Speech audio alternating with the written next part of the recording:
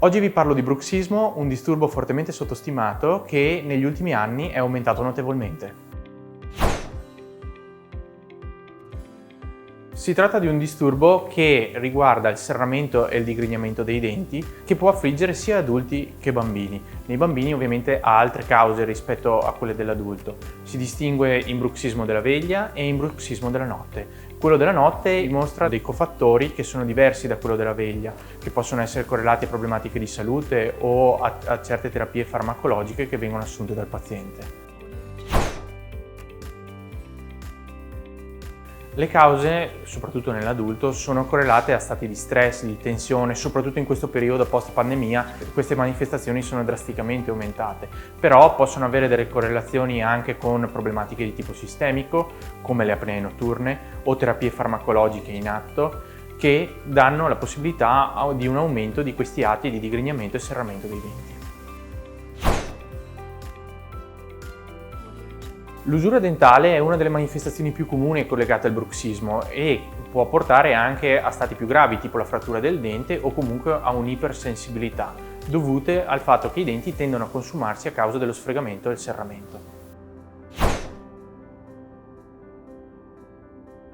Al di fuori della bocca ci possono essere il coinvolgimento dell'articolazione temporomandibolare, della muscolatura masticatoria, che se talmente contratta può portare anche a cefalee muscolotensive. Possono esserci rallentamenti nell'apertura e nella chiusura della bocca, possono esserci anche rumori dell'articolazione temporomandibolare, per cui ci sono diverse manifestazioni collegate a quello che è il bruxismo.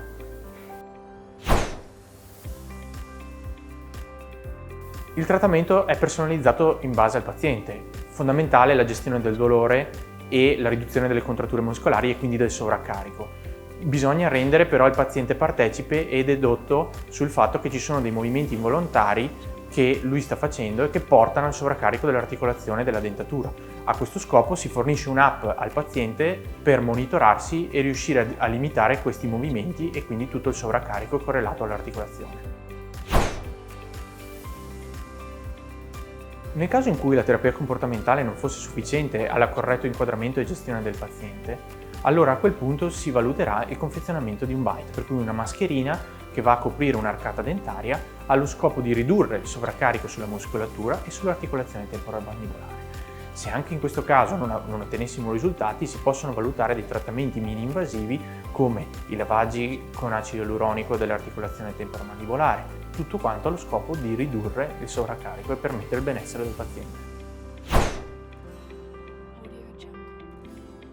Risulta fondamentale intervenire alle prime avvisaglie, per cui fate riferimento al vostro dentista, al vostro odontoiatra di fiducia, per poter mettere in atto tutti i processi diagnostici del caso e riuscire a identificare, prima di avere grosse abrasioni dentali o altre problematiche a livello dell'articolazione temporomandibolare, in maniera tale da poter mettere in atto trattamenti prevalentemente conservativi o comunque mini-invasivi.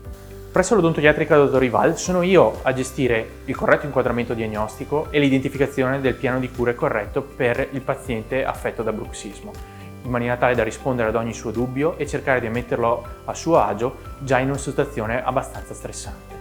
Se hai il sospetto o sei a conoscenza di soffrire di bruxismo, vieni a trovarmi. Insieme cercheremo la metodica migliore per risolvere il tuo problema.